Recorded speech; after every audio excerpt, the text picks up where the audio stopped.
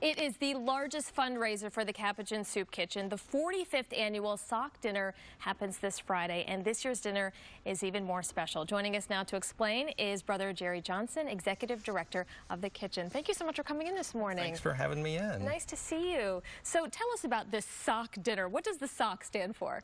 Well, SOC is an acronym for Support Our Capuchin Kitchen, and this is our biggest fundraising event of the year.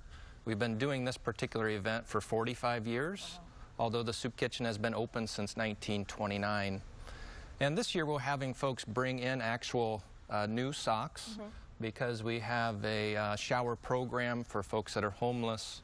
And the socks help raise the actual awareness of the end goal of the fundraiser, and indeed all of our work is to really listen to people, pay attention to them, folks that are in crisis, and to try to find ways to work together to provide support and opportunities for folks. That's our end goal. Yeah, you help feed so many families, but it's not just with the food. You help feed them in so many ways.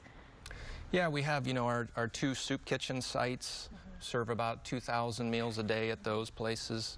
Also,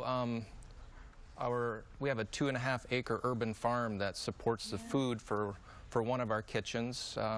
We have a food pantry, clothing distribution that serves about 150 families every day. We have our Jefferson House site, which is a 12-bed residential substance abuse program for men who are formerly homeless. We have our On the Rise bakery for men who are coming out of prison for job training and support. And finally, we have our children's program, Rosa Parks Children's Program, at our Connor site soup kitchen. And every year we have about 60 kids and their families register for this program. We have support with tutoring and art therapy for them. It's incredible all that you do. And this is something, this event, what can people expect? What is on the menu? What can they expect? Well, I think we're expecting about 1,000 people there. Of course, it's a very nice meal. It's at Cobo Hall Friday night. So it'll be a nice program. And John Carter of Chase Bank has been so gracious to be our chair this year. We're very thankful for him. And there's also an auction too? Yes, thank you. There'll be a silent auction. And this year what's new with this is that we're opening this up to everyone. So you don't have to be at the event to bid for the silent auction. You can actually bid online.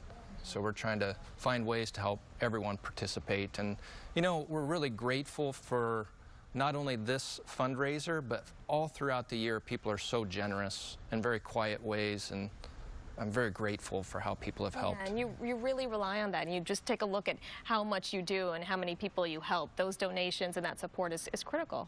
Yes, yeah, and just try to keep awareness and keep thinking about ways to support people and provide opportunities. So we were talking about, before we started, something that's making this extra special this year. Tell us about that.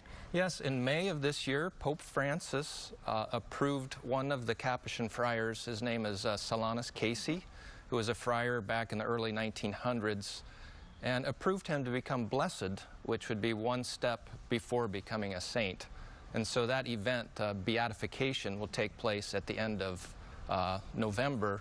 And Solanus Casey was actually part of the team that started the soup kitchen back in 1929. Wow, what an incredible moment then.